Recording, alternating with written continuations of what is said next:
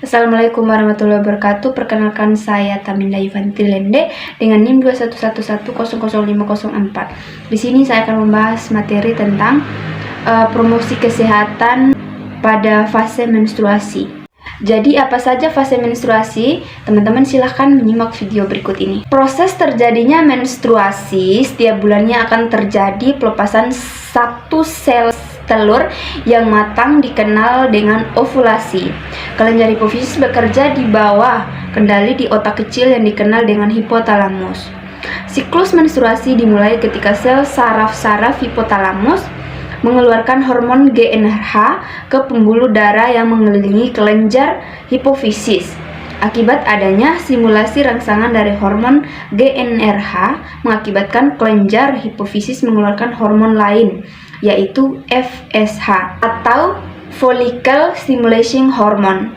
FSH melakukan perjalanan dalam aliran darah untuk mencapai ke ovarium untuk merangsang pembentukan folikel sel telur. Di dalam folikel sel telur menghasilkan hormon estrogen dan cairan. Hormon FSH membantu sel telur meningkatkan produksi gen RH yang merangsang hipofisis untuk mengeluarkan hormon kedua, yaitu hormon LH atau luteinizing.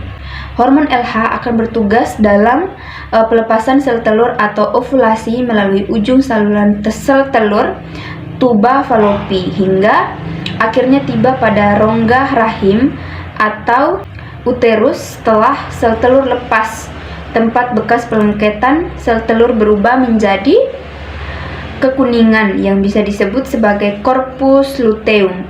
Sel-sel yang di corpus luteum mengeluarkan hormon progesteron untuk menebalkan lapisan dinding rahim sebagai persiapan jika terjadi kehamilan.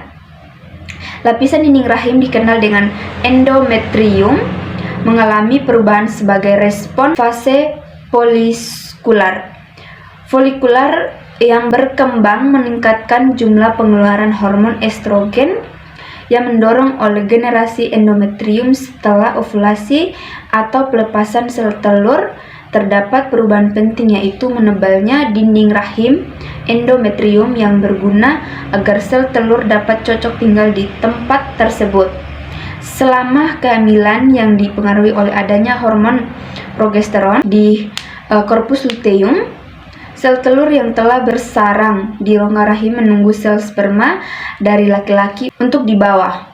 Inilah yang disebut puncak dari masa subur, yang ditandai dengan perubahan suhu tubuh menjadi hangat. Jika sel sperma dan sel telur bertemu dan terjadi perubahan, maka akan terjadi kehamilan.